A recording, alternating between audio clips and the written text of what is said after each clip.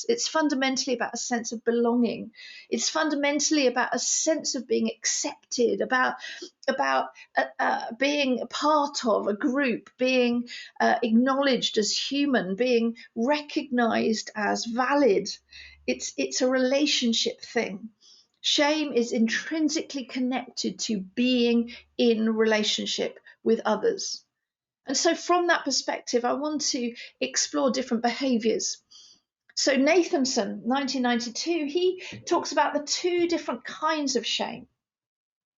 One shame is induced by the gaze of others, and he calls that external. And another is induced by scrutiny and assessment of the self, internal. Have a think for a moment, and the last thing I want to do is to make us or facilitate us thinking about our own shame while we're thinking about shame, because in a way we're spending this 90 minutes just being able to think of it cognitively, with the hope that after this period of time together, I'm hoping that the information is helpful for you guys to then embed into your everyday life, that you have a different lens, that you have a different way of viewing our own behavior, our own reactions, our own both physiological reactions and emotional reactions to different experiences, and of course those that we're working with and those that we love. But let's think about how we've experienced shame induced by the gaze of others. That classic feeling of somebody's looking at me and actually feeling those paranoid feelings of they're looking at me and they're making judgments on me, compared to that feeling of shame that maybe we've just done something and it wasn't as good as usually it is, or we feel like we might have failed, or maybe we've just made a complete mess up and we forgot something fundamental. The two kinds of shame. Here is the actual root word, which I just think is fascinating. I really do. The actual root word of the word shame actually means covering oneself. Isn't that interesting? You see, the fact of the matter is that when we feel threatened about our relationships, when we feel threat that the behavior that we've just done, if we feel threat that the words we've just said or how we've been viewed threatens our acceptance with others, threatens our sense of belonging, threatens our sense of being accepted as human amongst others, when we feel that, we look for something to cover ourselves. And when we can't find it, actually shame covers us. We often think about shame as, the thought of showing up to a meeting naked. I think one of my kids once had practice for a, university interview or something, and somebody still said all these years later, well, just pretend they're in their underwear.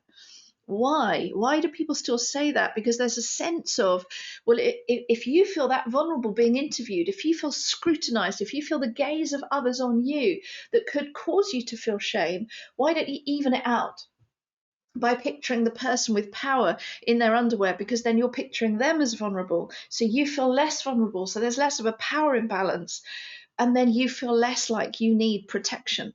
Isn't that fascinating? So shame, and that root word of shame meaning covering oneself. I think before we carry on, we do need to just put that difference between shame, guilt, and embarrassment. I find whenever I teach this stuff, there's often parents actually end up stopping with like panic, their children feeling any sense of guilt. And I'm like, no, guilt's really helpful. Guilt should be a helpful part of being human.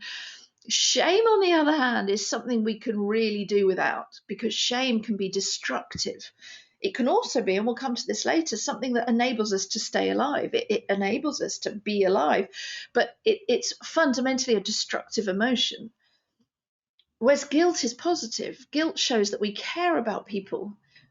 So if we read what I've said here, it says shame is different from guilt, because shame is usually interpreted in the subconscious as I am bad and you think I'm bad, whereas guilt is interpreted as I did something bad. Guilt means that the child can usually fix the problem by apologizing or doing something. However, when a child feels that they are bad and people around them think they are too, that feeling of rejection can cause terror, as they simultaneously and subconsciously realize that they're reliant on adults to meet their needs, and rejection, therefore, seems to be suddenly a life or a death issue. Another way of putting it would be that guilt says that you made a mistake, but shame says that you are a mistake. I think this is incredibly important to get right at this very beginning point. You see, embarrassment doesn't threaten your ability to survive. Embarrassment doesn't threaten our ability to feel like a sense of belonging. If we're embarrassed because we just said something stupid or we made a joke that wasn't funny, I do that an awful lot. I'm of an age now where I think they're mum jokes, actually.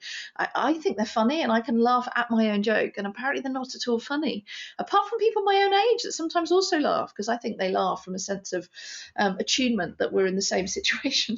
Anyway, like when we feel embarrassed, our sense of survival isn't threatened. Our sense of acceptance isn't threatened. We just have a moment of like, oh, grown, awkward, moving on. Guilt, it means that actually, oh, I did something wrong. How can I fix it? How can I put that right? You know, if one of my children, I don't know, breaks something in the house, there's a bit of me that actually would like them not to feel anything, because I kind of want to rescue them and go, no, it's fine, it's absolutely fine. But actually, good parenting enables them to have that moment of guilt, because we shouldn't protect them from a sense of guilt, because that's part of life's lesson. If I say something hurtful to somebody, maybe as a joke, but it isn't funny and it hurts them, it's appropriate and mature of me to go, I'm sorry, I think I mistimed that, I misfired it. I'm sorry I hurt you. And while I say that, to feel a sense of guilt actually is part of the oil that builds relationship, because we're able to recognize when we've misfired, when we've misattuned, when we've got it wrong, and we can then usually do something that either fixes it or at least begins to repair the relationship.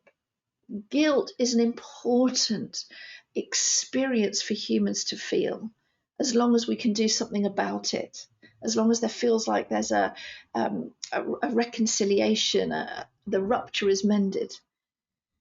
Shame, however, is a whole different ballgame, because shame is that feeling of embarrassment, that feeling of humiliation, that feeling of guilt maybe, but then it suddenly goes much deeper than that, into a very deep subconscious level of, oh, I knew it, I'm a bad person, I'm always stupid, I always do awful things, I'm just fundamentally bad, I'm flawed, there's something wrong with me. You see, shame is connected to that core sense of self. I don't know, because I can't even see your faces, so I don't know how much you know about a core sense of self. And some of you are probably therapists, and so you are more than aware of it. But a core sense of self is what we're trying to develop with children very intentionally, both as parents and carers and teachers and other professionals. We're trying to help their child develop that core sense of identity.